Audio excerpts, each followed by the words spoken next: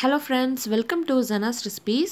நாம இன்னைக்கு குழந்தைங்கள இருந்து பெரியவங்க வரைக்கும் எல்லாருக்கும் ஃபேவரட்டான இன்னும் எனக்கு ரொம்ப ஃபேவரட்டான உருளைக்கிழங்கு ஃப்ரை எப்படி பண்றதுன்னு பார்க்கலாம்.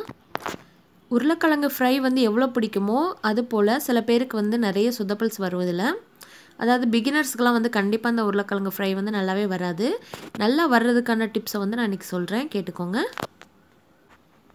ஃபர்ஸ்ட் டிப் என்னன்னு சொன்னால், உருளைக்கிழங்கை நீங்கள் நறுக்கும்போது ரொம்ப பொடி பொடியாக ரொம்ப நைஸாக நறுக்கக்கூடாது.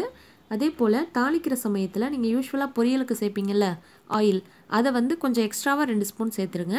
அதே போல் தாளிக்கிற சமயத்தில் சோம்பு சேருங்க, கருவேப்பிலையோட ரொம்ப வாசனையாக இருக்கும். சோம்பு சேர்க்கறதுனால உருளைக்கிழங்குனால ஏற்படுற அஜீரணத்தை வந்து அது போக்கிரும். எல்லா உருளைக்கிழங்கையும் சேர்த்துருங்க.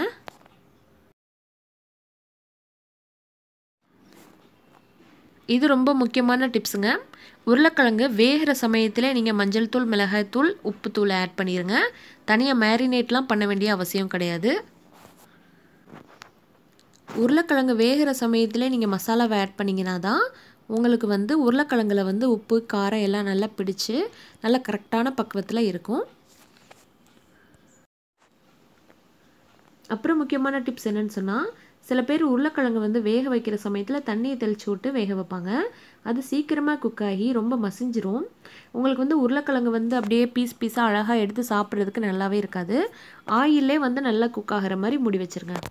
இப்போ பாருங்கள், நான் வந்து ஜஸ்ட் ஒரு 5 மினிட்ஸ் தான் நான் வந்து மூடி வச்சேன். அது வந்து கரெக்டான பக்குவத்தில் வெந்திருக்கும். கூட அதிகமாக மூடி வைக்கக்கூடாது நீங்கள் உருளைக்கிழங்கை. 5 நிமிஷத்துக்கு மேலே நீங்கள் உருளைக்கிழங்கை குக் பண்ணக்கூடாதுங்க. இப்போ பாருங்கள், உடையலை நல்ல மசியவும் இல்லை. இதை வந்து நீங்கள் லாங் ட்ராவல்ஸ்க்கு கூட கொண்டு போகலாம். தயிர் சாதம், லெமன் சாதத்துக்கு சூப்பராக இருக்கும். நம்ம வந்து ஆயிலே குக் பண்ணியிருக்கிறதுனால கெட்டும் போகாது. நீங்கள் வந்து இதே போல் டிப்ஸை வந்து ஃபாலோ பண்ணிங்கன்னா சூப்பராக உருளைக்கிழங்கு செய்யலாம். இது பிடிச்சிருந்தால் லைக் பண்ணுங்கள். தேங்க்யூ.